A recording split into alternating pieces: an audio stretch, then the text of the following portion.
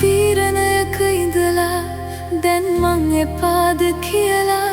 ඔබ ඔය හිතින්ම අහලා හැර යනවද පෙම්වතා අසරණ වී ඔබ එදා ඔහු රැවටුවත් මං බලාගත්තේ ඔබවයි මට ඕනේ කියලා මගේ හිත කියපු නිසා ඔබටම ලං වෙලා අද ඒ හිත තනි වෙලා